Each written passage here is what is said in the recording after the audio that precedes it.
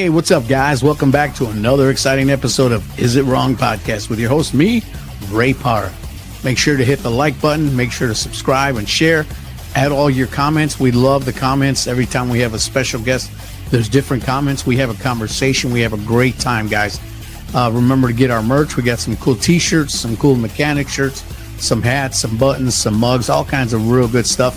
But just stay tuned for today's guest. It's going to be a great one. This show is called Is It Wrong Podcast with Ray Parra. Hey, guys, welcome back. Welcome back. How's everybody doing, man? Welcome back to another exciting episode of Is It Wrong Podcast with Ray and Dave.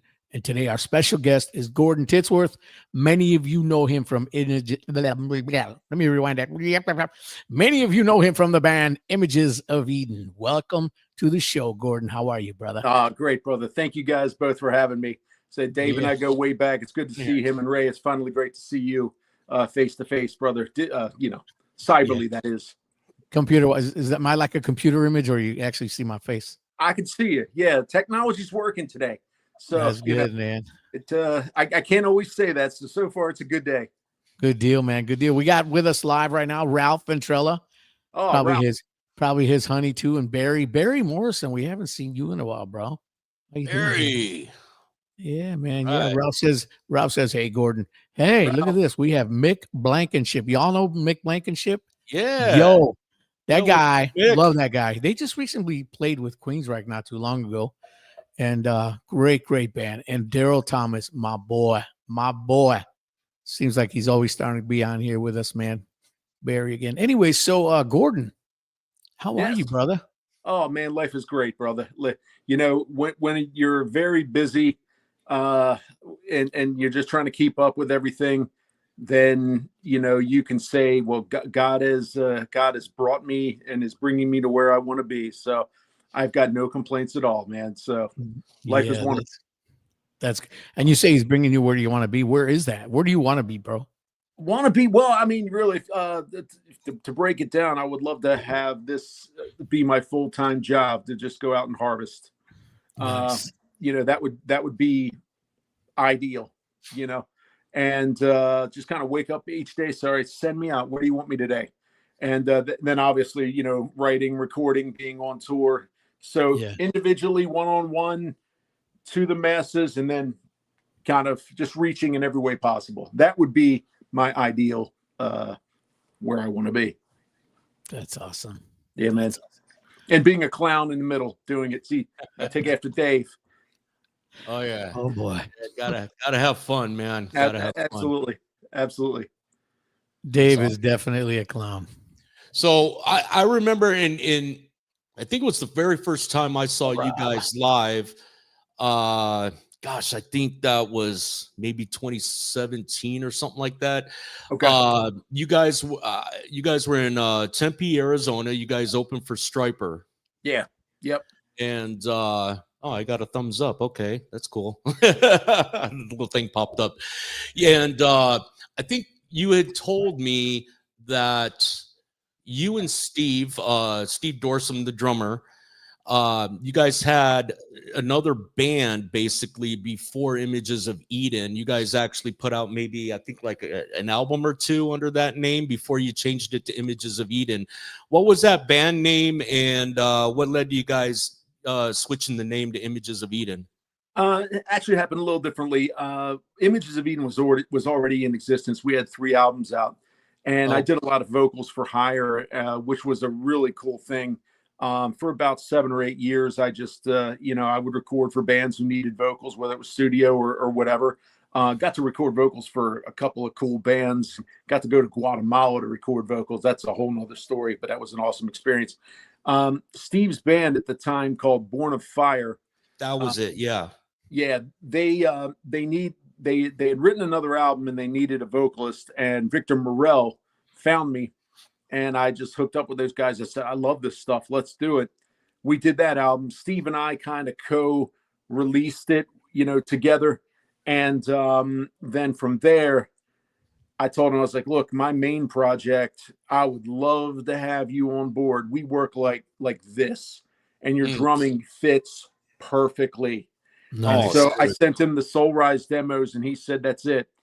I'm coming over to your side." And Born of Fire kind of fizzled after that, but that was just sort of the album that needed to happen to get him on board, so we could sort of reform Images and then run with the ball. And that's exactly what happened. I mean, we were going through a little bit of a lineup change. The only member that came over from the old lineup was Dean Harris. So essentially it was Dean, myself, Steve came on board, and then the bass player wasn't working out. Steve brought in Eric, he was perfect. Oh man, I miss Eric. Oh yeah. And then yeah. Eric Mulvane, baby. Yeah. Oh yeah. Yeah. I brought in Carlos, and then we did the Soul Rise album, and it was a pretty magical lineup. That's so awesome. yeah, that's how it went, man.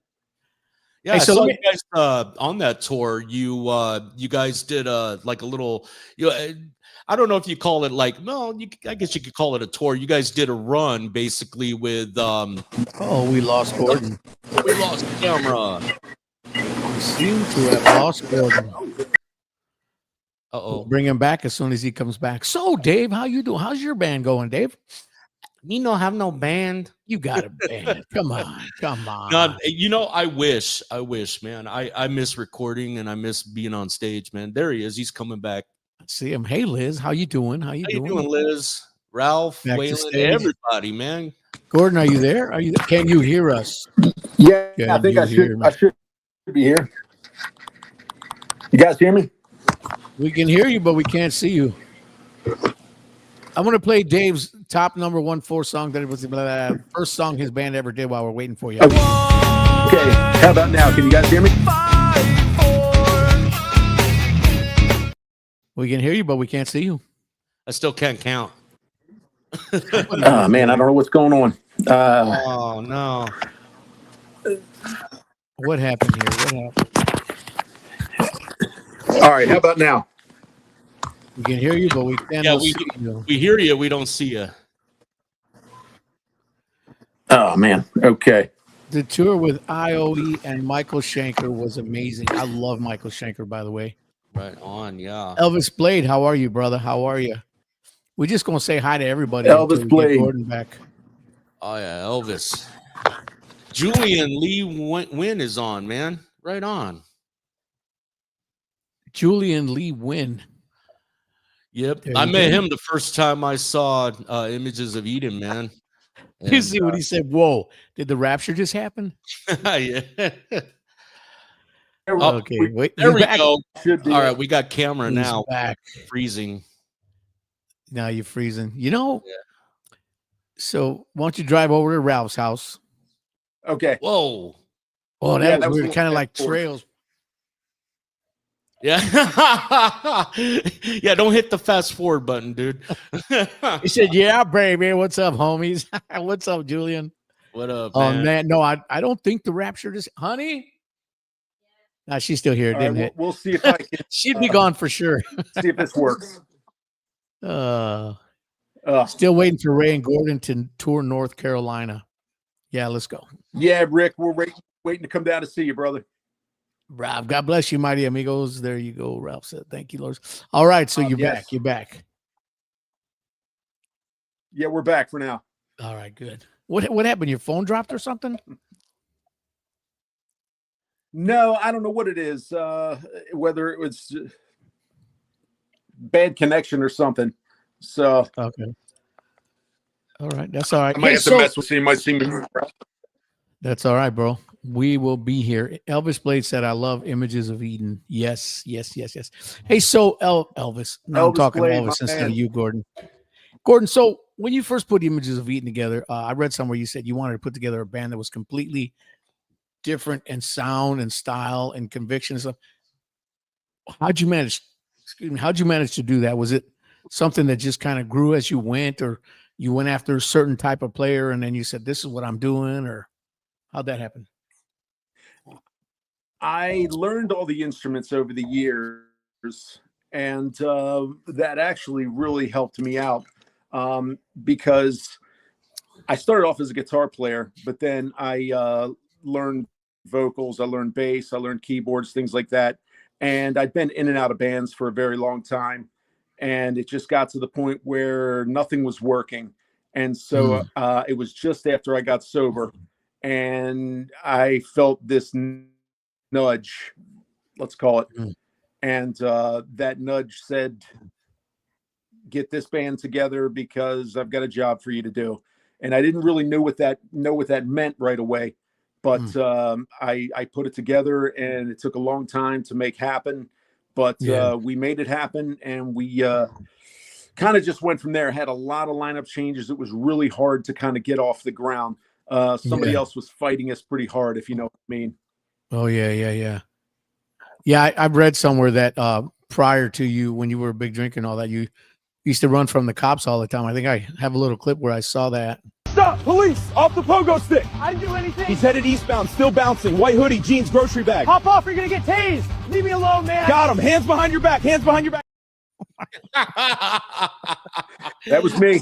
I don't know where we got that video of you, bro, but that was pretty awesome. Pretty good on that pogo stick, bro. Man. A lot of practice running, right? Hey, so let's talk a little bit about member changes. That's good. We talked. You're talking about you went through a lot of member changes. Can we talk about Dean a little bit? Dean recently just left the band, I believe, just Wednesday or something like that. It was that reason, wasn't it? Yeah, it was pretty recent. By the way, can you hear me okay now? Yeah. It's like this. It's like a Chinese movie. You're like, can you hear me? Yeah, we can hear you. Yeah.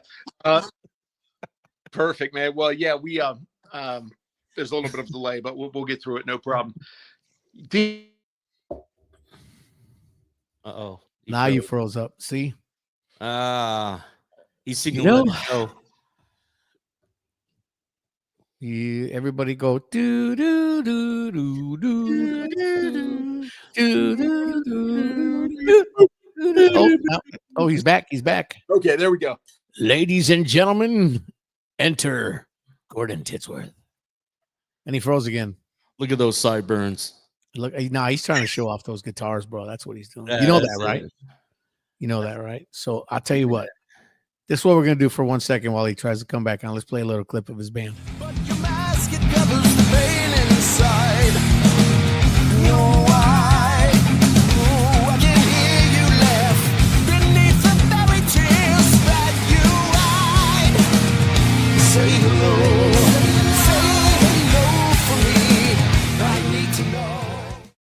Love it, man. Love it. You back, Gordon? Anybody got any questions while we're trying to get him going?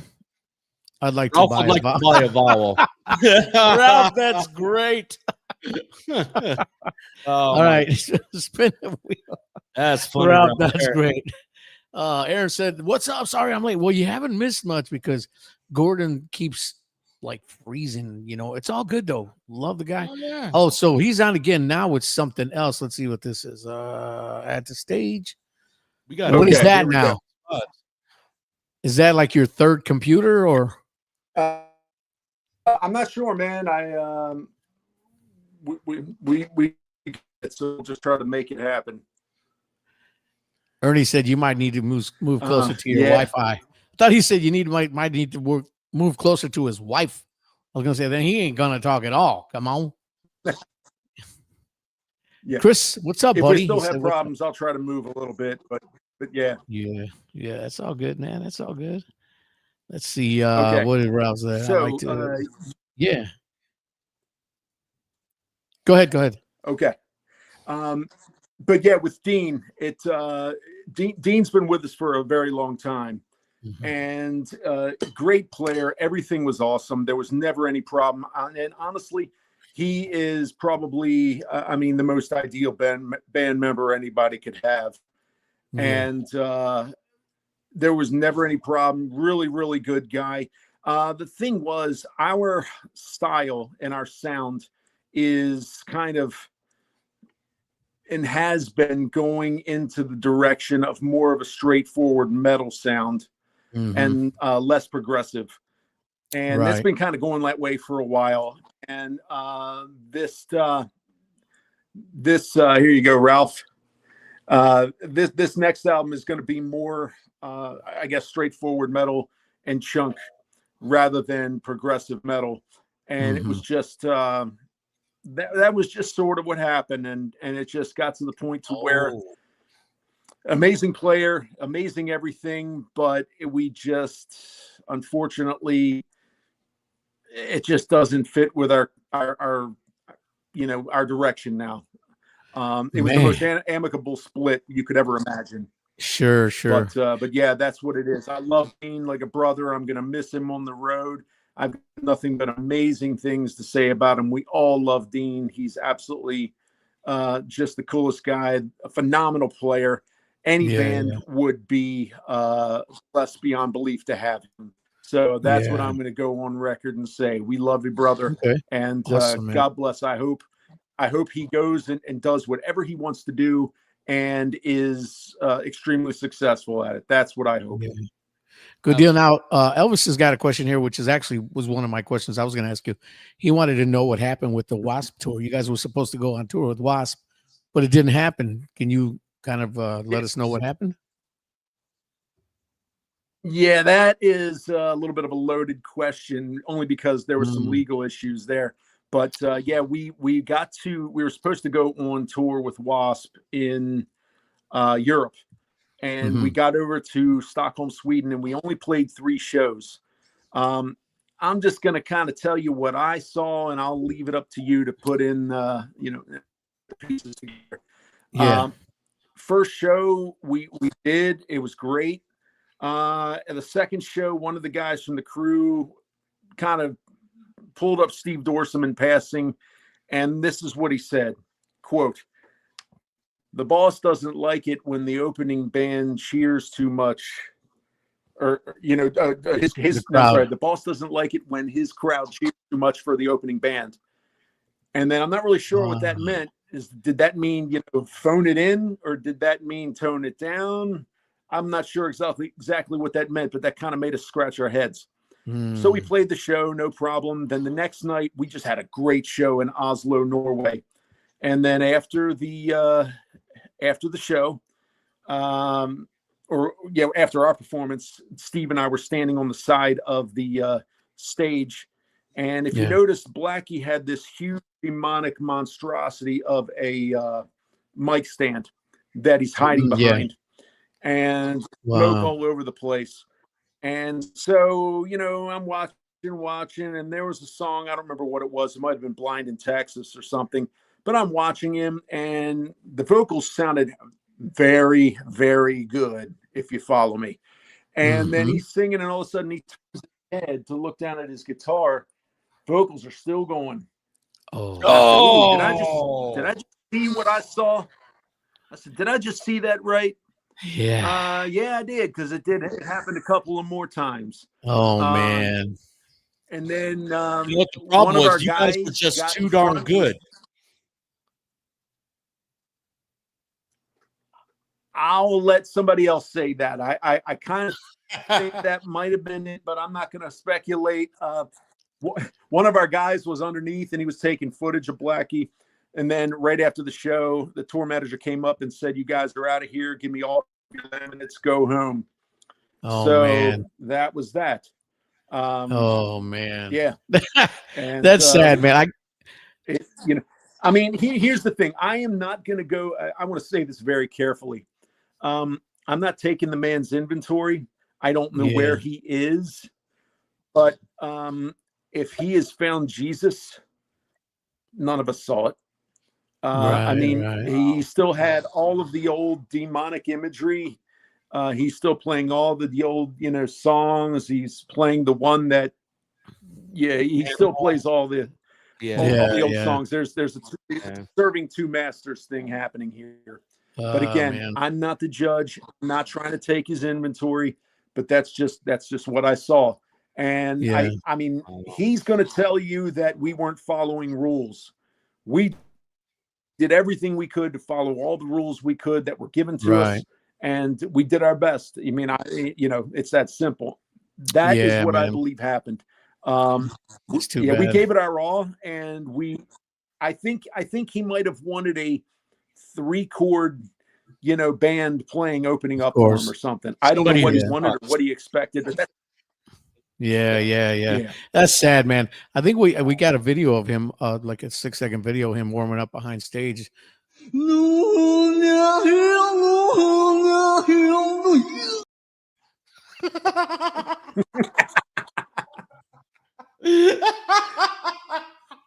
Oh, dude, that memory. Oh my gosh.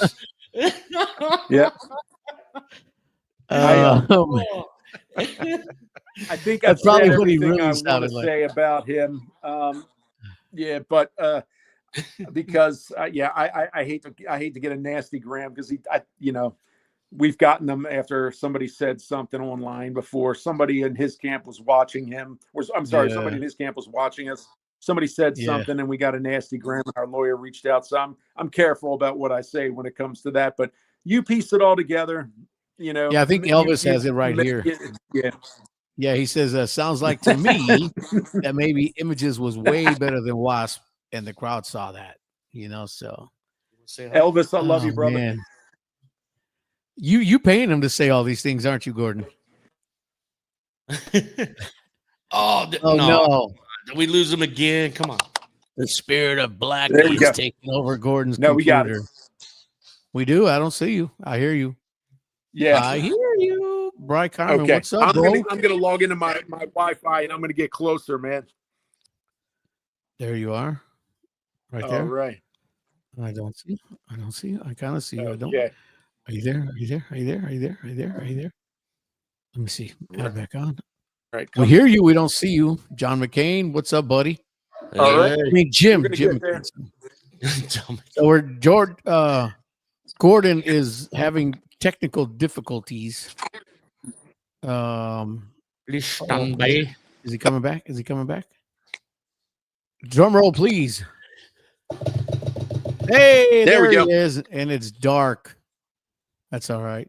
Yeah, it's dark. I'm in a different room, but we're gonna do what we can here, man. You put some light on in there, or what? All right. You get some light in there. It is actually, but Put a little more light. While you do that, Yeah, we'll we'll play see another here. clip from your band. Under a blackened sky, for daylight is ending and the last days have begun. And all alone I pray, why was I left behind? Tell me how could I? That's great. all right, there we go. All right, we hear you, but we cannot see you. Where did Jordan go? Or Gordon? Where did Gordon go? Can you guys hear me? We hear you, but we don't see you.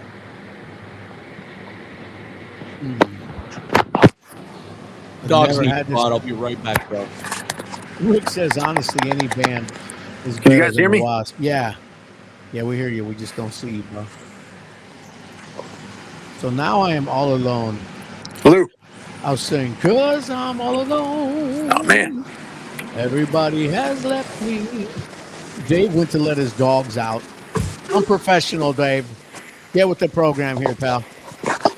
Gordon, I hear you, but I don't see you. Oh, he's Who back. let the dogs out? I did.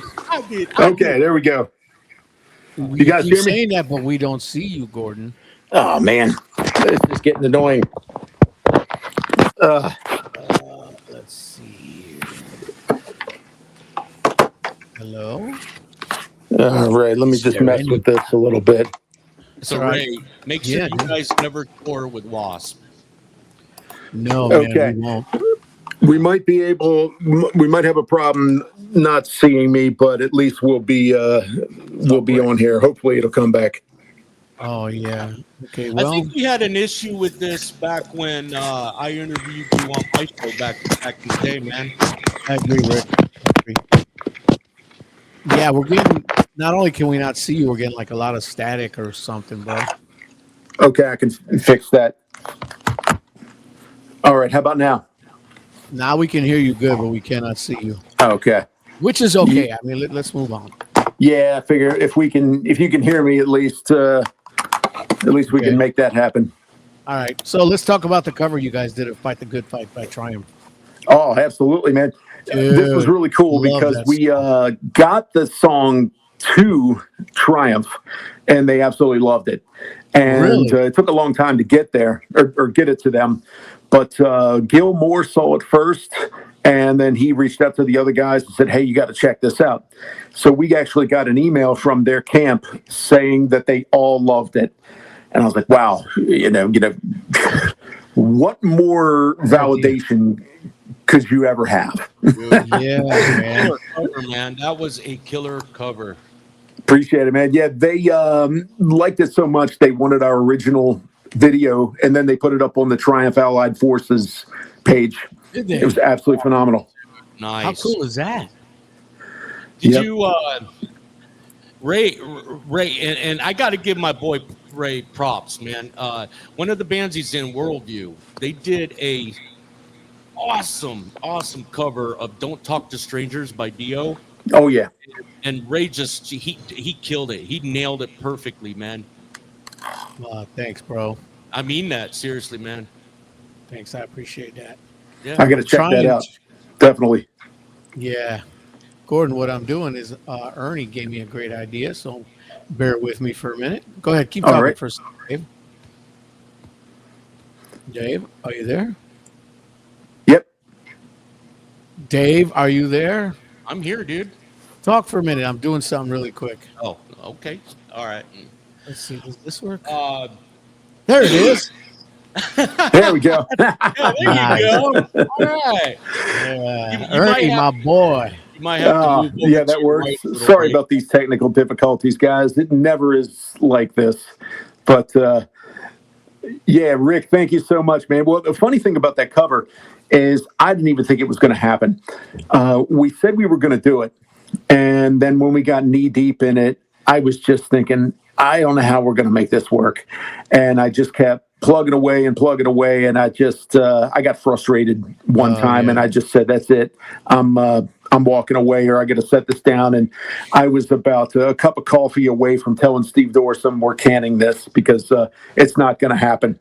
And Steve said, well, just kind of hang in there a little bit and, come back to it, just get rid of your frustration, whatever. And so I came back and then I locked in and they loved it. And we weren't even going to put it on Angelborn. We were just going to do it as a solo kind of release just because we really loved the song. Yeah, And our label said, no, man, you guys definitely have to put it on the album. So we Good, did. man. And we're very Good. glad we did. You know, when a band does a cover and does a great job at it, of course the fans want to hear it. You know what I'm saying? Oh, yeah. So that's good, man. That's really Yep, good. it was phenomenal. It was so fun, and then we play it almost every show, so it's a really fun Oh, song yeah. to play live. Yeah. You know what's funny? It's always fun when you do a cover and you play it live, and people who come to see, let's say at a festival, they're not going to know every band, right? But if Right. they know your band, they know some of your songs, but everybody knows cover songs, and I had Sure. somebody ask me before, why are you guys doing covers? Well, you know what? Because we like it. You know what I mean? Yeah, It's fun, absolutely. man. Yeah. Gordon, so Dave was telling me that you have a really powerful testimony. I You want do. to share that a little bit with us? Yeah, definitely, man. Wow, where to start with this one? I grew up in a Lutheran church when I was really small. And I don't know what happened, but I was kind of, I don't want to say pushed away or led away or scared away, but I just felt like it wasn't the place where I needed to be. And I just didn't want to go. And I told my mom, I don't want to go anymore. I don't feel right at that place. Wow. I think it might have been just some of the people that I dealt with, but either way, I was kind of wronged. And from there, what I did, I kind of ran the other way for a very long time and started drinking like a fish and started partying. But, the drinking starts partying and then it gets worse and worse and worse over the years until it grabbed me. Wow. And it just got really bad to the point to where I couldn't quit on myself. I knew I had to quit. And I remember waking up one day and I hadn't prayed in a very, very long time. And I finally prayed and I said, listen, if you exist, I am waving the white flag. I need you, and I need you in the worst way. Either get this junk out of me or kill me. Ooh. I can't do this one more day. So this was when I was so bad that I was actually drinking in the morning because I had DTs and just had to take away the shakes. So I didn't drink that morning, and my DTs were kicking in hard. They kept getting even worse as the day was going on. Then it got to the point to where I felt like something was shutting down. And a friend of mine and his fiance took me to the ER. They took my blood pressure, and it was 213 over 186. I was about to die. Yeah. They told me, they said, if you hadn't come in, you'd have been dead in 24 hours, probably sooner. You were about to pop anytime. Wow. And I could feel that. And so I went from feeling like I was going to die, and they admitted me and did all kinds of stuff. And about a half an hour later, I started to feel a little numb. And it didn't feel like my RPMs were redlining like they had been. Right. And so I'm laying there in a hospital bed, and the best way I can describe it is as if I'm getting a mental IM in all caps that said, I'm taking this addiction away from you, and you will never deal with it again. You'll never have to lie anymore, and you'll never have to cover up anything anymore. Your life starts over today. Wow. And I knew what that was, or I should say I knew who that was. Yeah. And the biggest weight in my entire life fell off that day. They kept me in the hospital for about 2 days just to kind of, for observation. And then I told them I need to leave. They didn't want me to leave yet, but I told them I wanted to leave. I signed some papers kind of letting them off the hook if something were to happen. Yeah. And I walked out of there, and I never took a drink ever again. Never went to AA. And, the funny thing is, here I was, a major full-blown alcoholic. Yeah. After God took that, it was simple because I never needed it anymore. I didn't touch it anymore. I didn't crave it. And I didn't go through any massive withdrawal, which I should have gone through. Wow. And that was it, man. And when I talk to people who are in AA, I love the fact that they're doing everything they can, and I applaud them. Right. I am just, I couldn't go to AA.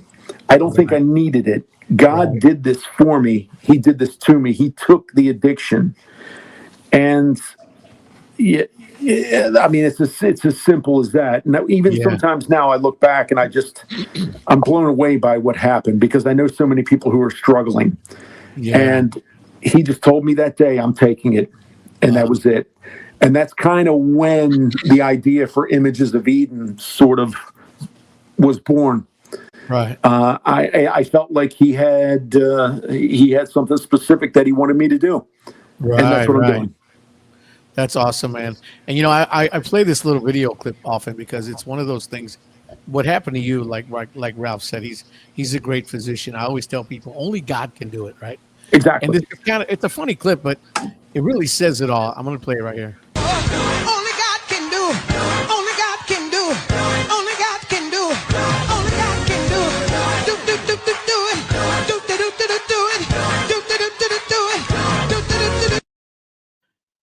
Because when that's God great, does man. It, It's funny, Ray. I got to tell you too.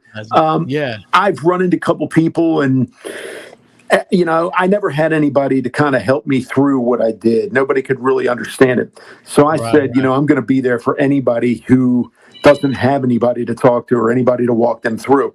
And that's what I've done.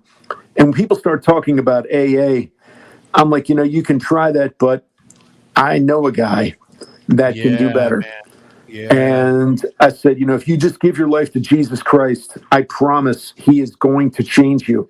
I didn't just deal with alcoholism. I dealt with a little bit of borderline rage, a borderline depression, borderline OCD. Everything was cleaned up. Yeah, I was stripped clean of all of the garbage. Mm-hmm. And what I tell people too, I said, if you're not sure about Jesus, regardless of what you heard, if you know, you don't know any better, you give him a chance. What have you got to lose? Yeah, man. Yeah. What do you have to That's lose? good. Yep. And you know, when God gets a hold of you, it's not just the drinking, like you said. It's everything, man. When you surrender to God, He's got you covered from head to toe, right? All That's of a sudden, exactly right. Things that you're doing, things that you're looking at, things that you're thinking, all of a sudden, like conviction sets in, right? And it covers a whole multitude of things, your whole life. The word says that your steps are ordered by the Lord, right? So when you start living like you're supposed to, all of a sudden you're like, wow, you know, maybe this, maybe that. And, you know, we had this conversation on the last podcast. It's not just knowing the word and reading the word. It's being doers of the word. When we become doers of the word, that's when God is more effective in your life, because now you're living and breathing what the word tells you to be, what you're supposed to be doing. And it's kind of a reminder to yourself when you're out there and you're preaching to somebody, you're saying, hey, you know what? I know you're doing this, or I know you're at this place in your life right now, but listen, God this, God that. And the worst thing I think we could do as Christians is you can tell people, you know, but God's got a better plan. You know, he wants to bless you. But we need to speak the truth prior to that first. We need to tell them, you know what? You are a sinner, and we're set to go to hell unless we surrender to God. Because, you know, we spend a lot of time just telling people, oh, God's got you, man. He's got your back. But we're forgetting the other side of the spectrum. We're forgetting to tell people, but you need to change what you're doing. You know, it's not just that God has got you, which he does. He's not up there all mad at you. He's up there just, oh, man, he wants to hug you and say, Gordon, man, you screwed up again, man, but I love you, bro. You know, but you have to take the same steps and go towards him. Does that make sense? That totally does. And, you know, another thing, too, exactly what you were saying, too. That was in 1997, and went through a couple of hard times after that. And it was right around 2013 when I just said, you know what? I can't do this by myself. Anytime I'm driving the car, I plow it right into a brick wall. I need to sit in this passenger seat and give God the wheel. And I remember specifically, I said, I need you to take over everything. I totally surrender every single thing. I can't do this myself. I will never be able to do this myself. Amen. You take over. And you know what, Ray? Right after that, everything took off. Next thing I know, I found the members to Reform Images of Eden. I got in touch with a producer that I've been trying to get a hold of for 25 years. Wow. You know, we released an album. We tour. We release another album. We tour again. Next thing you know, we're going to Europe. Every single thing I've ever wanted started coming to me as soon as I gave him the wheel and surrendered every single thing to him. And I tell people, you want this? Surrender to him. I promise you, you will get everything you ever want. And you know what? There's a line in our song called Godless. It says, I will show you your dreams that you never knew you had if you just let me try. Yeah, man. That's good. And that's exactly true. That's good, Dave, man. I guess you're having the same problems I have. No, it's my wife is out of town for work, and she called me, so I just muted my phone. No more disturbances. I apologize, Ray. I apologize, Gordon, and everybody. No, man, not at all, brother. It's all good. All right. No, it's not all good. Gordon, this is my show, not your show. Don't tell him what's all good, okay? Sorry about that, brother. No, man, I'm just messing with you, bro. No, it's all good. But Dave, we go way back. It's we do this live. When we play live, I kind of tell some stories in between songs. And I make it very clear to the audience that, hey, you know, I came from being almost dead to totally changing everything around and getting everything I've wanted out of this life and more just because I surrendered. And there are a lot of people there, I know, that are on the fence. They're struggling with something, whether it's addiction, whether it's rage, whether it's abuse, whether it's PTSD. I don't care what it is. God can take it away. You just have to lean on him. And that's exactly what happened. I mean, all of the guys in our band are dealing with something or have dealt with something. Dude, and, you know, past members the same. I mean, there was abuse, PTSD, massive loss, massive addiction. you name it. And the creator, the great provider, he's the one that cleaned us up, man. Oh, man. Oh yeah. Oh yeah. No doubt. Amen, man. God is good, bro. You got it, brother. Yeah, sorry about that. But Oh, yeah, go ahead. Sorry. So I saw you guys, I think it was you guys, had posted something the other day, something like you guys are going to start working soon on album number 7, I believe it is. Yes, number 7. Yeah, can you tell us a little bit about that, man? I'm Cool. I'm Yeah. excited, man. I'm excited. Good, man. You know what? I am excited too. I have very high hopes for this album. I mean, I kind of say that about each album, but my goal ever since the beginning was, as a musician, as a writer, as a singer, I've always tried to improve my craft. I think we all try to do that. But I've always tried to do it and push it and push it and push it. And with each album, I feel like it has to be a little bit better than the one before in some way. And I didn't really know what that means, but just in some way. Yeah. So I kept doing that. And then it got to the point where it's like, wow, I really don't know what else I can do. I'm pushing myself as hard as I can. But I really feel like this next album is going to be a little bit of an additional step above what we've been doing. It's going to be a little heavier. It's going to be a little more straightforward, but I am totally in love with the songs. The one thing I will tell you, it seems like every delay imaginable is happening. It's like trying to record this album is like driving through the mud with the parking brake on. Oh man! But it's good, man. We're finally diving in, and I think actually today I started getting Jeff Wilson, our guitar player. He's going to start working on some guitar, so we're plowing forward. We're officially in recording mode. It just took a long time to get there, but now that we're there, we're just going to keep going until it's done. And I can't wait to unleash this one. I feel extremely good about it. And one question that just came to mind is, now you guys are spread out like all over the place. I know you're in Pennsylvania, and Steve is in Arizona.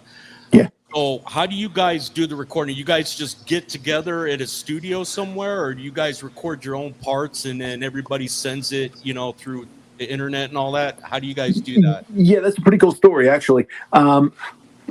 I'm the general writer. I write the shells. I lay out the arrangements, and I play the demo guitar, do the demo vocals, do the demo drums, and just kind of lay everything out.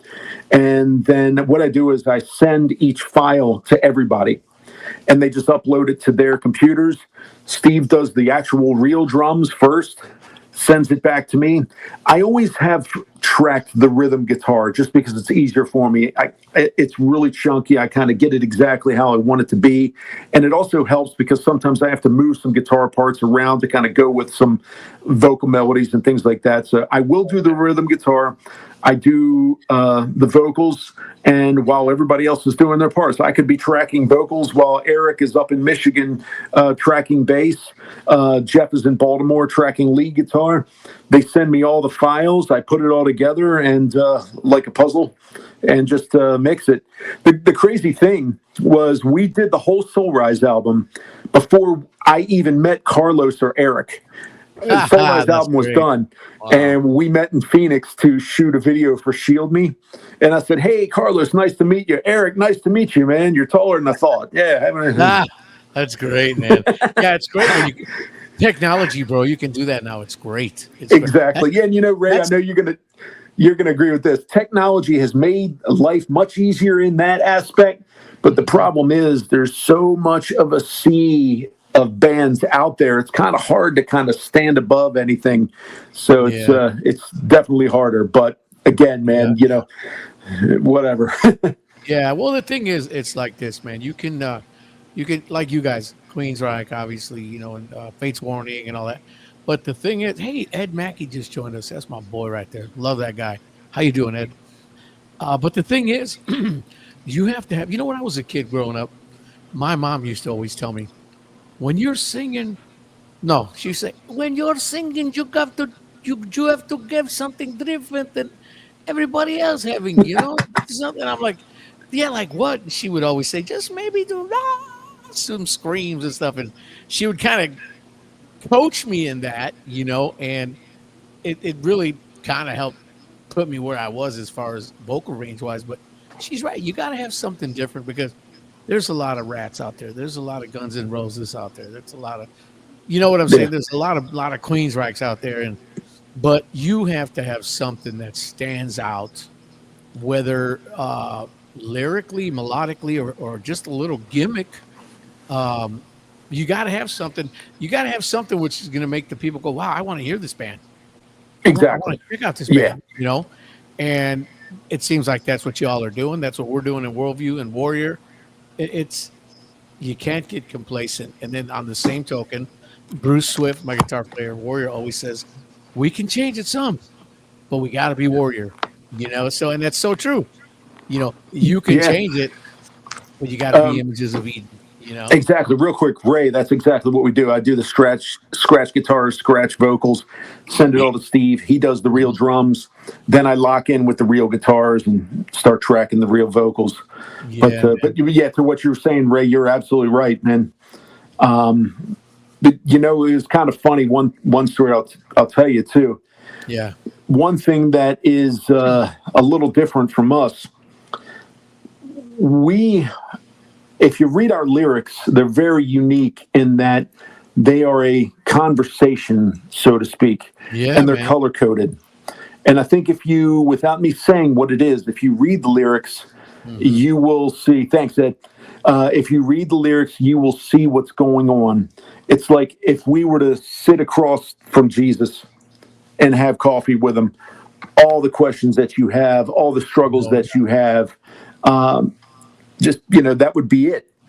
And the thing is, God has placed us on a secular label and has placed us on secular tours to reach the secular audience. Yeah, man. That has been a struggle because you know how it goes, man. When you're playing for a secular world, there are a lot of people who don't want you there. And sometimes they make it very, very obvious. I was going to ask you a question about that. I was going to say, is there some, you guys, Elvis is asking about you guys playing Immortal. They already did. They just recently did. But let me ask you this. What if anything, would you say, what would you say differently in a Christian show versus a secular show? Do you try to water it down a little bit? Do you stand back and not say nothing? Because you know what? The reason we're doing secular shows is to share the gospel. You rely just on your lyrics? Or do you actually verbally say something? Like in a Christian show, you said you talk a lot in between the songs about your faith and this and that. Do you do that in secular shows as well? I do, but I really don't plan too much about what I exactly say. We have a prayer huddle before every show, and I just ask for the words to say. We'll have certain songs. I'll talk about the addiction, how I went from almost being dead, and dream come true. I'm in front of you all right now. Now hear people's walls go down. When people understand that they can relate to our stories, whether it's addiction, PTSD, whatever, their walls go down. And then we just surge that room with the Holy Spirit and let the Holy Spirit get in there and clean them up. But I don't beat them over the head with it because it's kind of like feeding a squirrel. You want to just kind of stick your hand out and you want to wait for him to come to you because some people run if you shove Jesus down their throat. You know what I mean? Yeah. But we put our faith out there. We fly our flags. And we basically talk about all of the trials and tribulations that we go through. But the common denominator is Jesus. Amen. So it's like at the end of the day and at the end of our show, you're going to know that we're believers. And you're going to know that you can come to us because you know that we're one of you. Yeah, you've let down your guard. You've accepted our word in there. And we've done a lot of... we one-on-one talking after shows. I'm babbling now, but it's similar, but it's not as, I guess, in your face. Yeah. Yeah, because what happens we all is know, there's not a one size fits all. Everybody's at a different place. Some correct. people, you don't want to come out of the gate with Jesus right out of the gate. They'll run. Some people, you kind of have to just start with a good word, an encouraging word, get them to smile a little bit. Maybe they've been wronged by the church and they've got a guard up.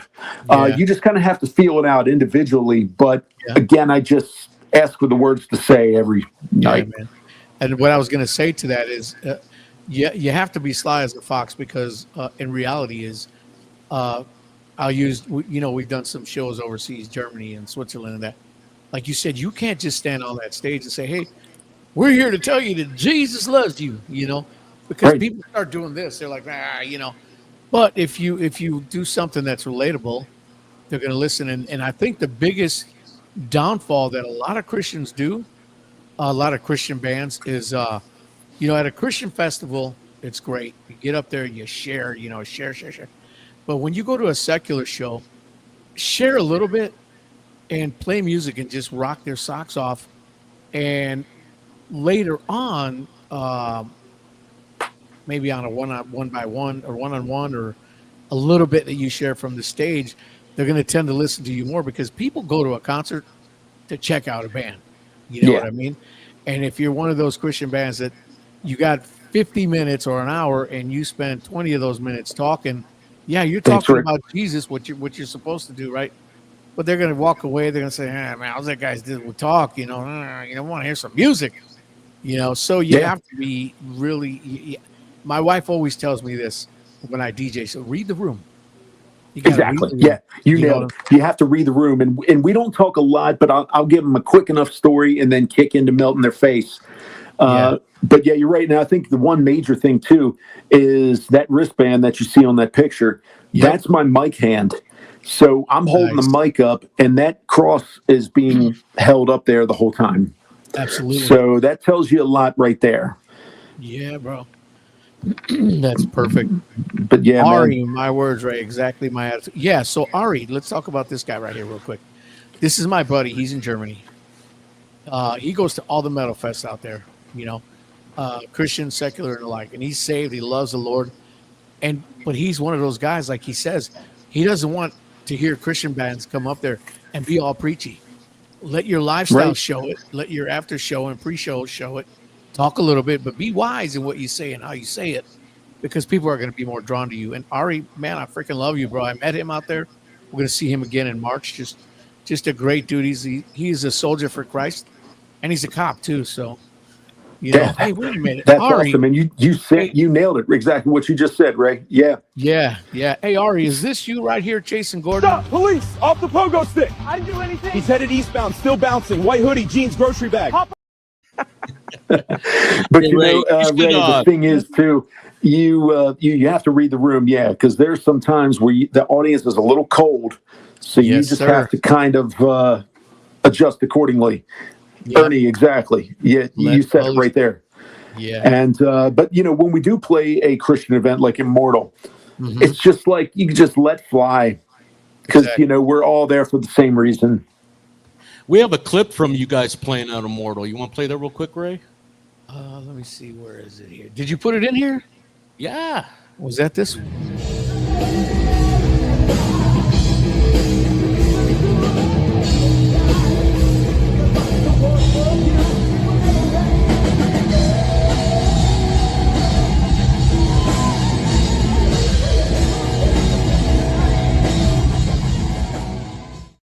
Gordon, are you wearing an Images of Eden shirt? I don't know. Wait. Hey, everybody watching, chime in. Is he wearing his own shirt on?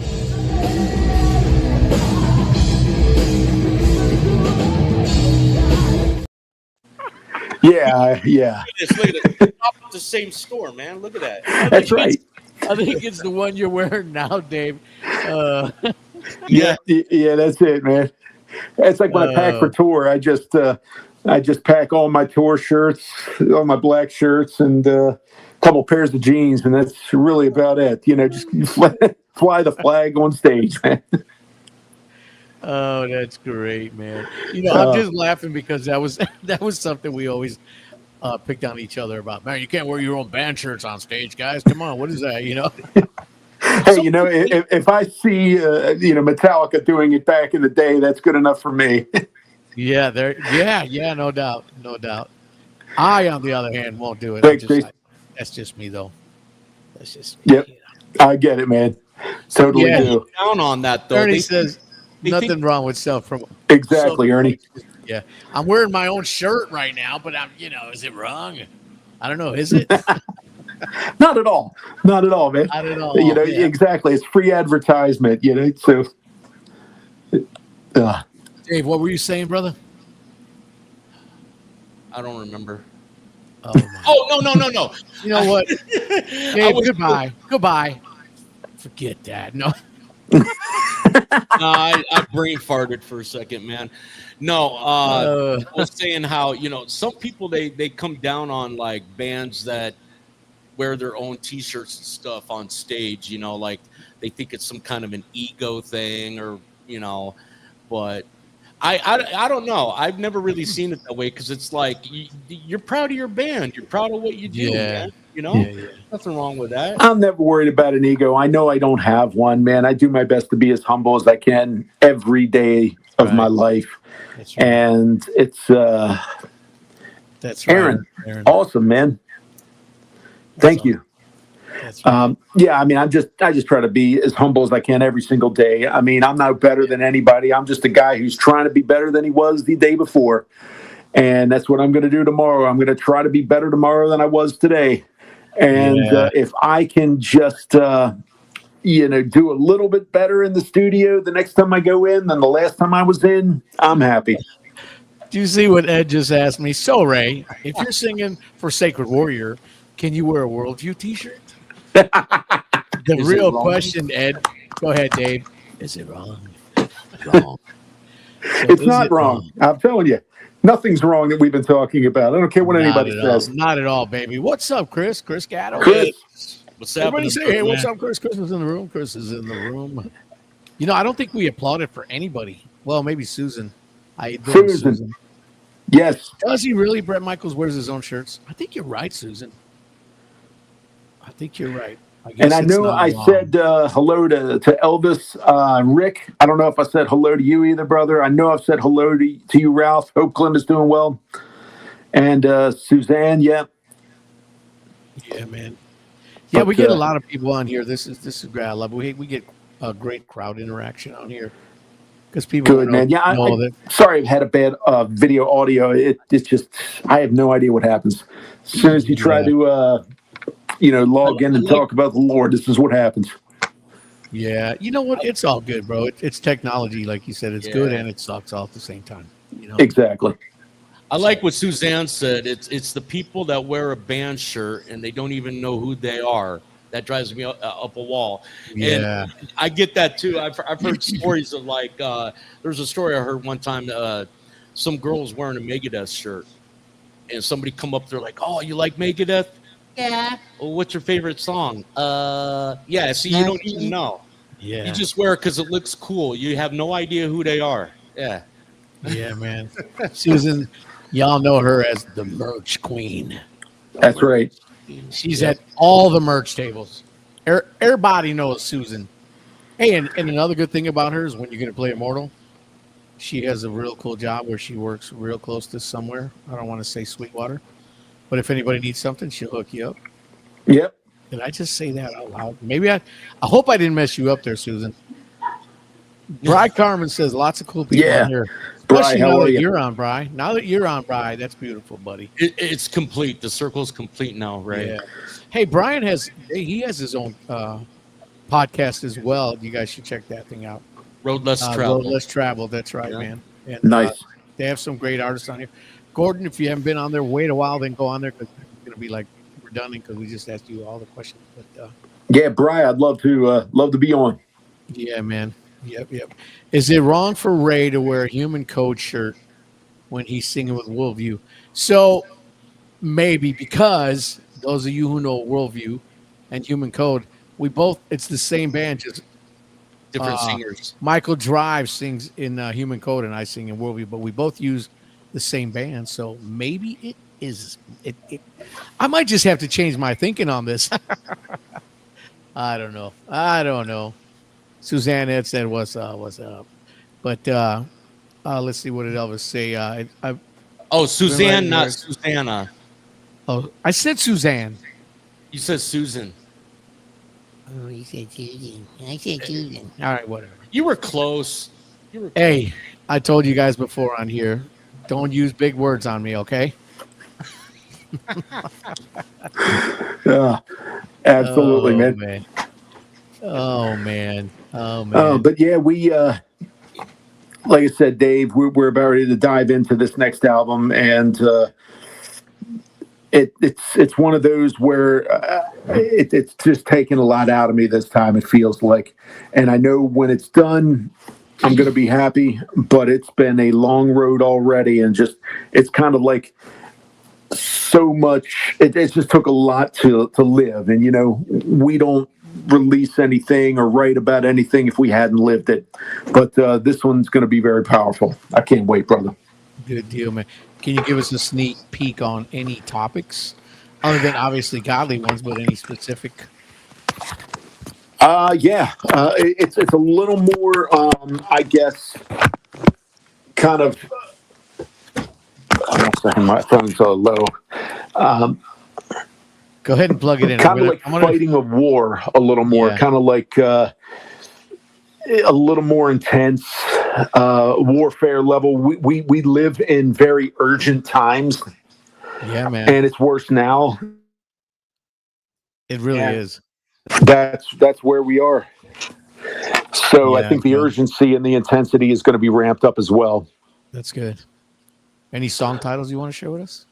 Oh, let's see here, man. Why not?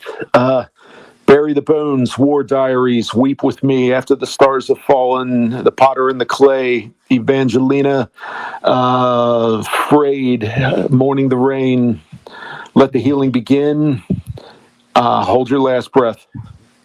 And there you have it, folks. You heard the complete track listing here on Is It Wrong? That's right. So Ed, that answers your question. That answers your question. Yes, there's a new disc coming. That's right. But the funny thing, and Ray, you could probably appreciate this too, is we've got the 10 core songs. Yeah. But we leave a slot, or at least I leave a slot open for an 11th. And so once we get everything done, it never fails that something hits us last minute. And then there's like an afterthought sort of song at the end. On Soul Rise, that was Godless. Actually, on Angel Born, that was My Promise. And so it's just like the whole album's written. We think we're done, and then wait a minute, this song smacks me in the face last minute. Yeah, and I was like, "Oh, guys, sorry, we got to put this on there." I know that the running time was 70 minutes, but now it's like 74 minutes. What about another cover song? We have one. Yeah, we have one that we're sitting on right now. I haven't really worked on it yet. I did build the shell, and I think we're probably going to dive into that after the recording's done, and who knows what'll happen. What the cover song is? No, that I can't say yet. You got to leave something to the mind. Yes, Ralph suggested "Stranger in a Strange Land" by Iron Maiden. It's funny when it comes to Ernie, my man, thank you. When it comes to selecting cover songs, it's never something we try to do. It's just something that sort of happens. Steve wanted to do Fight the Good Fight just because he was feeling it, and he started seeing that title everywhere, and he said, let's do Fight the Good Fight. And I was like, yeah, right. But we did. And then he said, okay, we got kicked off the Wasp tour. He said, let's do Here Comes the Sun. I was like, okay, that's cool. I love that song. But I said, we need to kind of beef it up and throw a little, twist in there. So we did. But now it's like, okay, this other third song just kind of hit me. I'm going to sit on it for a little while. Hate to give it away because then there'll be expectations. So I'm not going to allow you to have any expectations. Just drop it on you. That way you won't have time to have any expectations. Yeah, You either love it or you hate it. There you go. Already saying, say it. What is it? What's the cover song? Say it now. Oh my God. No, because you know what? If I say it now and then it doesn't work out, then I look like a clown. Oh, You know how it's like if I had said, "Yeah, we're going to do Fight the Good Fight," and then it almost didn't happen, and then I'd look like a clown. So I don't want to look like a clown. Well, maybe a little bit. Yeah. You guys dropped that a key, didn't you? No, what we did, we kept it in the same key, but we played on 7-string guitar. So instead of din in it, it's like whoa. Yeah. So it's the same key, but just Emmett's a beef it hard up. guy to cover, bro. And you know what? When we got this song done, I was really nervous because I thought, man, I don't know how this is going to get taken. Because I know there are people who are going to be like, oh, this is garbage. How dare these guys, try to remake this song. So I was holding my breath. And it was just, and then we started getting really good feedback. And I was like, whew, dodged a bullet on that one. I got Video one thing really to say, cool, too. Gordon. I got one thing to say, brother. Get out of town. I didn't know you did anything creative. Yeah, but I'm very happy with that cover. I was scared to release it, but now it's all good. So we'll see what happens. Gordon, what's one misconception people have about Images of Eden that you'd like to clear up right now? Is there anything? Wow, that's a great question. Come on. Misconception. I don't know if there's any. I think Really? probably because I don't care. And let me explain what I mean by that. We are who we are. I know who has called us to do what we're doing. So I'm just going to follow him. We're all going to follow him. And we, if you're going to hate us, that's fine, because we're doing what we're compelled to do. Yeah, man. And God runs my life every single day, and I ask him to lead me every day, and I don't care. And hopefully that shows in the music, because I think when you're trying to be something that you're not, or that you're trying to mold yourself into something specifically, it's going to sound forced. I basically just say, okay, Romans 8:28, Ralph. I just put the blindfold on and just say, lead me today. Before every session in the studio, I say a prayer and I say, just take full control and let's go. Do you guys all, when you're in the session, you guys all get along? You know what? We, I mean, as far as the band, we get along great, exceptionally well. The thing is, when we're in the sessions, we only get in a rehearsal room. So let me kind of paint you a quick picture. We'll do everything from our own houses, all the tracking, sending files back and forth. We get everything mixed. But we only meet when it comes time to play a show. So what will happen is, if we have a tour, we'll all fly to Phoenix. We'll basically take 2 days, run through the set a couple of times, and then from there, we just pack up and hit the road. And that's it. But yeah, we get along like brothers. It's absolutely Good, man. amazing. When one of us is down, the rest of us pick him up. It's a super tight band of brothers. That's awesome, man. That's awesome. It's like I had this conversation with somebody in the band before. It's like, we might fight and argue about this and that, but we're brothers. You get up, you love each other, and you're like, hey, well, let's move on, Exactly. Gordon, what do you say would be your theme song when you walk in a room? You hear this song, something that comes up. What would that song be? Any idea? Ooh, theme song. You mean one of mine, or just any song? Any song. Hey, we're the monkeys. Oh, wow. Ooh, that's hard to say. I'm just totally drawing a blank. I got one for you, Gordon. I got one for you, brother, if you're looking for one. Hey, baby, get my soul. No. Dave, I think this would be his song. 1, 2, 5, 4. Me count so poor. I love it. That's a great question, man. And that's something I couldn't even, I'd have to get back to you next week. Oh man. If it was one of my songs, it would have to be Where Dreams Begin, because it's a very uplifting song. I wrote it when I was in a really just kind of a grieving place where my heart was broken.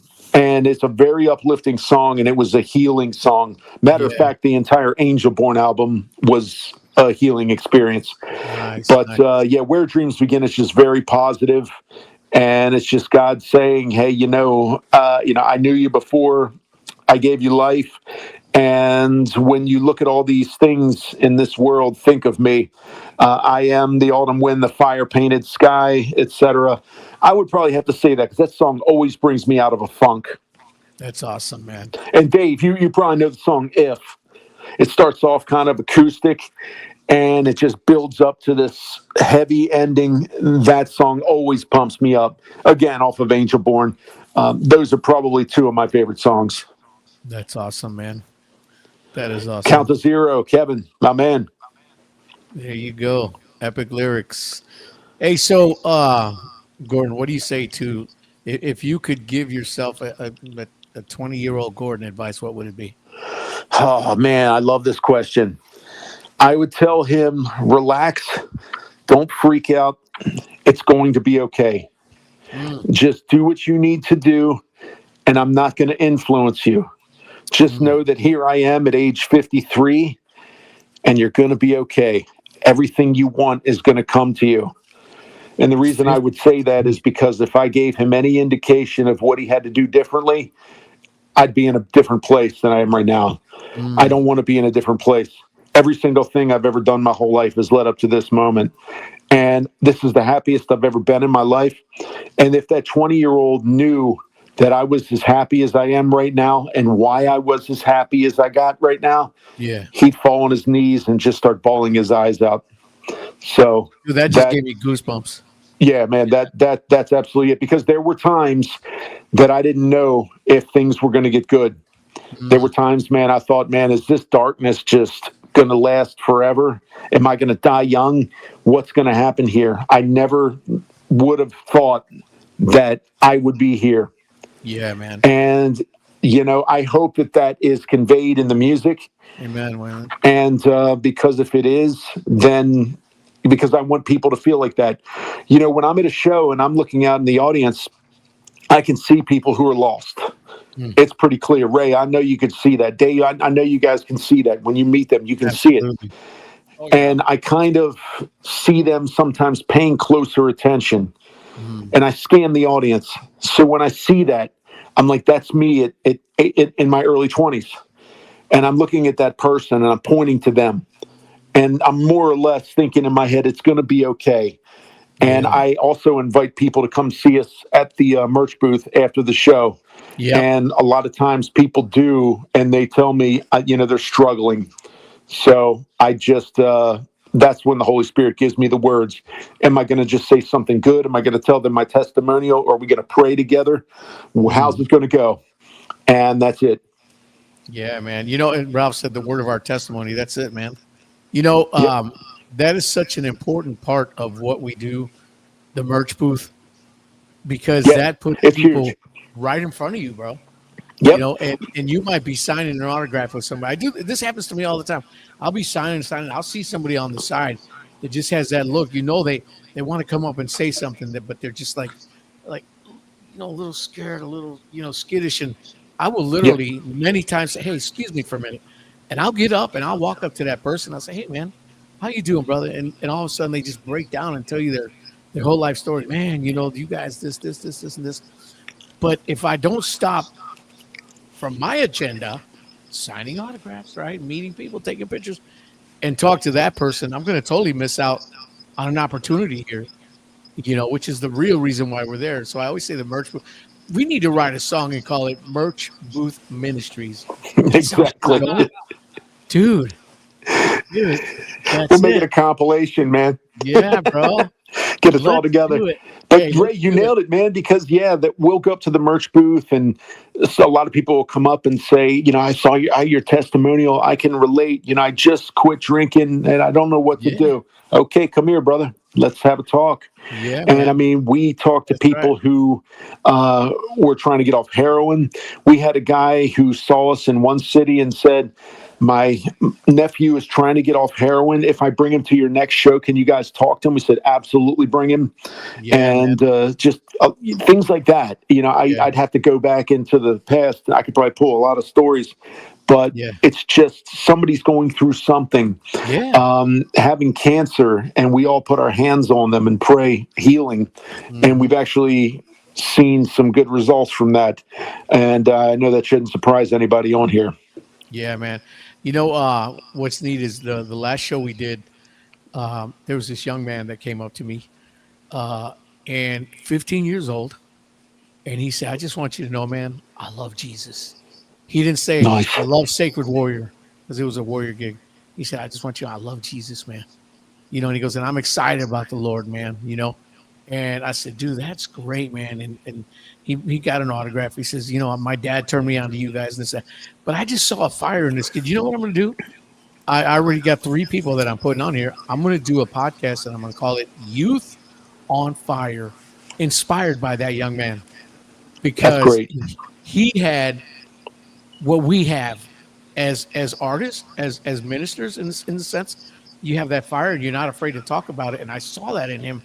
And I'm probably going to have him on in a couple of weeks here. But that really inspired me, man. When I see young people like that are on fire, man, for the Lord and just not afraid to talk about it and would rather tell you, hey, I love Jesus rather than, hey, your band was great. You know what I'm saying? Oh, yeah. That's a big thing, man. That is. And so that's. Funny thing that you say that is we played in Dallas.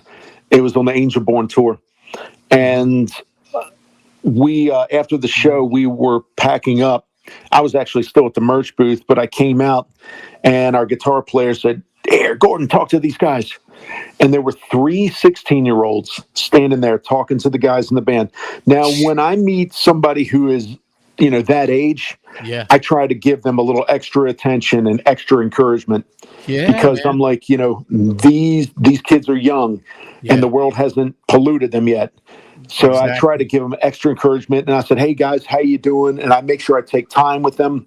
And I want to give them an experience that they're going to remember. And they're going to say, wow, man, that guy, he really said some good words. And this one of the 3 kids said to me, he says, man, you were saying some really some really true stuff up there, man. And it really affected me. And I was like, yes, perfect. And I was like, come here, man. Gave him a big hug and took pictures with the guys, hooked them up with some stuff. And, my goal right there was to make a massive impression on these 3 16-year-olds so that they're going to remember this experience their whole lives.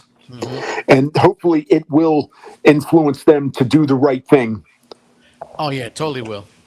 Yep. Totally will. And that's moments that they're never going to forget. Exactly, man. And, there'll be people that come up and say, hey, my son's here. It's his first show ever. Or they say something, hey, bring him up here, and then I take the extra time. I feel like it's, if we have the ability, we have the responsibility. Yeah, man. Julian. Yeah. My man. There he is. Like 6 inches to your right. We can only see half your face. Yeah, my picture's kind of covering you a little bit. Me? It's covering my face? Oh, yeah. Yeah, I tried to tell you earlier there you go. To move over to now, there you go. There you go. Yeah. Really? Yeah. Right. Oh, man, I didn't even know. So let's do it all over again. Hey, guys, thanks for joining us for another episode. Is that better? Nobody maybe my technology will work a little bit better. Gordon, I noticed you did not tell me because, you're in the middle. So, wow, bro. So, I'm sorry, bro. I love you, man. Can you see my whole face now? Yes. Pretty much. Yeah, maybe a little more. Slide. There you go. You're perfect right there. Yeah. Now, to me, I'm almost off the screen. Dave, just take over. I quit. I'm going home. My toys and Dave, we hadn't heard from you in a while. Tell me something. Yeah, Dave said, now that Ray's gone. Thanks, Dave. Oh, you had my back. Nothing but love, man. Nothing but love. But yeah, man, I mean, there's so many stories. And, when I actually try to look back, I think it's like, I love what I do and I wouldn't want it any other way. Mm-hmm. This is it. Ray, that's awesome right there, brother. Yeah, it is. Yeah. Awesome. So you mean this whole time y'all could only see like half of my face? Oh, just so you know, Julian, he is a good friend of ours, and he's kind of like our, for lack of a better term, band chaplain. And he came out on the road with us on our short hometown tour. He actually handled merch for us. And I mean, he's one of those guys that when you talk to him, it's just like the air is just lighter, man. He lifts all of us up. That's awesome. He's just a great dude, man. We love you, brother. Yeah. That's awesome. Now you can see my whole face, right? Yes, you're good to go. The third, I think it was, the last time I saw you guys played at this little club in Scottsdale, Arizona, and I remember my wife and I came to see you guys. Yeah. And I remember you were telling me before you guys went on, you were like, I'm going to give you a cue, Dave, and we're going to go backstage, and I want you to start shouting, one more song. So we did that. You guys came out and did one more song. That was cool, man. I honestly don't remember that, but that's cool. Oh, no. Yeah, I do remember the show was in Pub Rock. Yeah, Pub Rock. Yep, that's right. That was right in the middle of COVID. And I'm not sure how they let us play. And it was sort of like October that year. I don't remember the date, but I do remember it was in October. It was in October, yeah. Do you remember that time? It was when you had a mask on and you were sitting down, but if you stood up, like the disease could only get you if you stood up, but not if you're sitting down with a mask on. It was a magical disease, but that's a whole nother story. But yeah. The thing I never got at that time was like, okay, so you're going to go to a restaurant to eat. You have to wear your mask to come in, and then when you sit down at the table, you can take your mask off. It's like, that made no sense at all to me. There's a force field around the table. Yeah, there you go. Come on, man. You should have read up a little bit on that. I like what Elvis said here. He said, I can't think of a better way to spend my Friday nights than spending it with you guys. We feel the same way, Elvis. Absolutely, Elvis. I see your name a lot, and I can't thank you enough for your support, brother. Yeah, man. Yeah. And Elvis, man, we love you here on the show. You know that, bro. It's fun. Like me and Dave say this all the time. Our show is not for everyone, but it's for anyone. Yeah. Whoever wants to show it, we're here.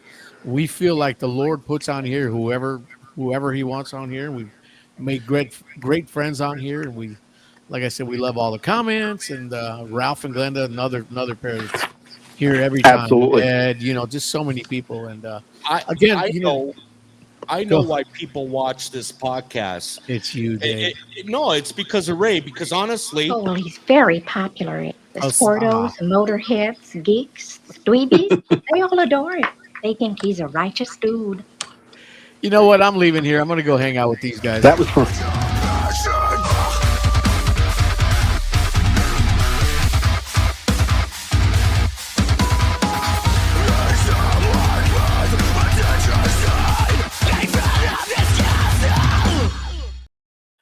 Yeah, man. I want to hang out with those guys. I got a funny story about Ralph and Glenda. And Ralph, you'll remember this. We were on our Weathered and Torn tour, and we were playing Sony Hall in Manhattan. Now, we had played it the year before with on Angelborn, and we got to when we played on Angelborn, we pulled up to the venue. I mean, it's right in the middle of Manhattan, and try to park a Sprinter in Manhattan, it's just not going to happen. But right across the street was this parking lot, and we had to pay the guy extra money so he could watch our vehicle during the show. So we're like, okay. And we, the second time we played that, which was during the Weathered and Torn tour, we were getting there late, and we got lost, and we're driving through Queens. And we finally got to Manhattan, and we got there literally in just enough time to throw and go. And we pulled up, and I saw Ralph and Glenda, got to meet them. I was like, hey, how you doing? Got to run. And we ran down set everything up. And of course, the parking lot across the street, which was the only place to park, was torn down. So we literally had nowhere to park. So Steve's son, Brandon, was our driver at the time. And then he's like, what do I do? What do I do? I said, well, sit here in front of the place with your hazards on, and we'll be back in about an hour. And if you have any problems, just circle the block and just pull in where you can. Just try to stall things as much as you can. And so because we had nowhere to park, so I'm getting down there and we're about ready to go on. And our merch guy says, where's Brandon? And I'm like, he's freaking out. And I'm thinking, my God, I can't tell, because the vein in Steve's head is going to pop if I tell him what's going on. So I let it go. I said, oh, he's fine. So we played. We got off the stage. We grabbed all of our stuff, went upstairs, packed the van, and left. I mean, it was literally the quickest throw and go ever. But if you ever played Manhattan, and I'm sure you probably had, I don't even know what I would call it. Oh my God, that is great. I love hearing stories like that, man. Oh yeah, it was kind of bad because Brandon was texting me. He said my iWatch, is in the red right now, for anxiety. I'm like, hang in there, brother. So I'm literally saying a prayer about ready, our intro music starting, and saying, hang in there, brother. And the things that happen. So since we're talking about that, you probably could consider that a great fan moment. But outside of that, is there anything that really sticks out in your mind of just a great fan moment? There's probably millions of them, I'm sure. Fan moment. You know what? 3 fans have literally used the phrase, you guys saved my life. Wow. Doesn't get any better than that. Yeah, bro. Does not get any better. And that says it all. It really does. You know what? That comment right there just shows your heart, bro. Shows your heart, and I love that, man. I appreciate it, brother. Yeah, this is great, man. It's not about me, man. And you know what? When we hear those words, I don't know who's better, the ones who say it or us, because we take a lot of arrows and we deal with a lot of resistance and a lot of fighting to do what we do. And sometimes you kind of wonder, is it worth it? But when you get, when you get that kind of reaction, it's just absolutely worth it. It is. And you probably have had this, and I know I still get it all the time. I'll have people reach out to me, or even people I'll meet at certain shows that come up to me and say, hey, man, I got saved at your show when I was like 17 years old, and now I'm a youth pastor or a pastor or something. Your band changed my life. That's the same kind of thing, because it shows 2 things. It shows that people are listening to the message. Hang on. Yeah, that's feeding back. People are listening to the message, but it's affected their life all the way around. It has. Yeah, you're exactly right. You're exactly right. And that's, I know what you're talking about. It makes it worthwhile. It just says, okay, we are reaching people. Yeah. And sometimes you wonder, because I've done that too, and I'm even praying on it. I said, okay, God, what kind of reach do we have? I just don't know. And then he shuts me down really hard and says, that's not for you to know. That's it. You look forward. You don't look backwards. You're planting the seed. I'm sending somebody with water behind you, so you don't worry about it. Yeah, and so I said, okay, that's fine. I said, just do me a favor and give me some sort of confirmation that we are doing something. And then somebody says something like, you guys saved my life. Yeah. Now, of course, I want to hear their full story. And when somebody says that, I don't take that lightly. And that's just when I kind of walk away and say, okay, we are doing it. Yeah, man. Seed scattering. That's right, Ed. It's absolutely right. And you know what's cool about that is I've shared this on here before. I remember years ago when I forgot which album it was that we had out. I got a message from a guy that said, hey, man, I want you to know that I'm a pilot in the Air Force. And right now, as I'm texting you, or I don't remember how it was, but he says, me and two other fighter jets, we're all listening to Sacred Warrior as we're going in to go bomb this place, and they're praising God, but it's just like it's such a powerful testimony to what God does in people's lives. You know what I'm saying? Absolutely. And it's just dude, it's mind blowing, man. It is mind blowing, and I love hearing stories like that because you get that stuff, all the time, and when you see it's affected people's lives for so long, it's great. And like you said, it's not our reward; it's God's, but it's humbling. You're exactly right. We were on Angel Born tour, and our guitarist at the time, Victor, we were doing an interview in Columbus, Ohio. And one thing he said, they were asking him about the tour and how everything's going. He said, you know what?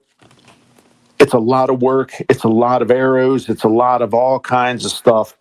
He said, I wouldn't be doing this if this was a secular band. It wouldn't be worth it. Right. That's so true. I mean, those were some of my favorite words. I would not do this, in a secular band.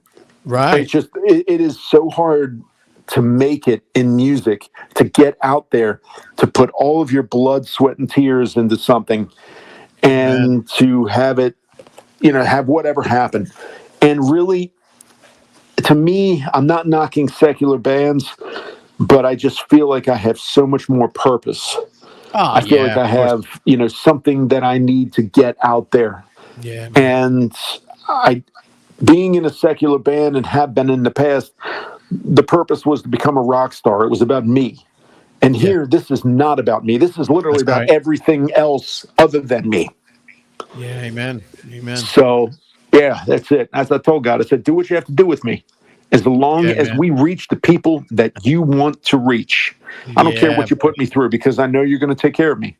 You're going to take care of my family when I'm gone, and I'm not worried about it. You're going to get me home. I'm going to be battered and bruised and worn out and maybe limping a little bit, but that's fine. Yeah. You're going to be all right, man. Yeah. Exactly, man. So I was going to say, what about your legacy? But you pretty much already spoke it. Our producer who records Eric Mulvane in Michigan said it best. He said, listen, he's a Christian artist, Brian Witzel. And what he said was, somebody reached out to him about a song that he recorded about 12 years ago and saying how it led them to Jesus. So what he told me, he says, your stuff is immortalized. So you're going to be out there. If you got hit by a bus tomorrow, you're going to be out there, and you're still going to be changing lives after you're gone. Yeah. And that really stuck. So I think I know that there is a responsibility for me to do the right thing always, and I always try to do my best. Yeah, so I'm hoping that if something were to happen tomorrow, there'd be enough out there to help a lot of people. Yeah, man. Yeah. So one other thing for you, obviously we have a lot of people on here all the time, and a lot of regulars and stuff. You, Gordon, direct message to the Ralphs and the Ed and all the people watching tonight that have been commenting on it. Any word of encouragement for them or anything you'd like to say to them? Well, two things. Yeah. Number one, you fuel my fire. I tell people this when I play and the crowds are freaking out. I say, you have no idea how much fuel you're throwing on our fire. Mm-hmm. Ralph, love you too, brother. All of you guys, everybody on here tonight who is commenting, you are just throwing fuel on my fire. And you are telling me that there's something I'm doing that's right. And you're encouraging me to get out there and get the message as far and as wide as I can. Amen. And that's what I'm doing. And I can't thank you enough. So I hold you in very high regard. It's because of you. Amen. And, and what I would tell to anybody who might be silently listening, who isn't quite sure where they stand as far as their faith, give Jesus a chance. Come on. Oh, yeah. You've got nothing to lose. And everything to gain. Everything to gain. When I was at my lowest of lowest, I didn't have anything to lose. I gave him a chance, and he has taken me to where I want to be and beyond. And all I did was say, I need you. I can't do this on my own. Come into my life. Give him a chance. I don't promise much. I promise one day you'll die, and I'll promise you that if you turn everything over to Jesus, everything will get better. And like you said earlier, Ray, it's not just, one thing. Whatever junk that you have, whatever imperfections, things that you don't like about yourself, whatever it may be, it could be one of a million things. He will clean it up. He will clean it up, but it's not a one and done. It's a daily thing. It's a relationship. You need to connect with him every day. Every day. You need to do the right thing. You need to participate as well. You can't just pray and sit there and twiddle your thumbs. That's right. You have to actively move. It's works. It's not just faith. Amen. Thanks, Elvis. You rule, brother. Amen. That's a great word, bro. That's a great word, man. And so, I tell you right now, honestly, both of you guys just talking about this, I'm feeling lifted right now. So thank you guys. Dave, Ray, love you, brothers, man. Love you too, man. We love you right back, and we love everyone on here. And absolutely, man. Gordon, hang out there for a minute. But listen, all you guys, as I always say, thank you so much for joining us. I just love you all, man. You guys have been such great supporters of Is It Wrong podcast, and all our guests. You guys have extended great, warm love to them. And remember, as we always say, if you're being blessed by this show, man, like it, share it. And again, it's not about us really getting big or whatever. It's just more about people getting to hear the word and the hearts of our guests, and really, like Elvis said, just have fun, man. We have so many regulars that love to be on here just because it's fun. We have a good time. There's a lot of podcasts out there, and they're all great. Ours is different than everybody else's, I hope. And we keep it real, and we have real guests and all that stuff. But we love you all. And again, thank you all for joining us. And Gordon, hang in there for a minute. Until next time, right? Yes, sir. Is it wrong? Is it wrong? God bless you guys.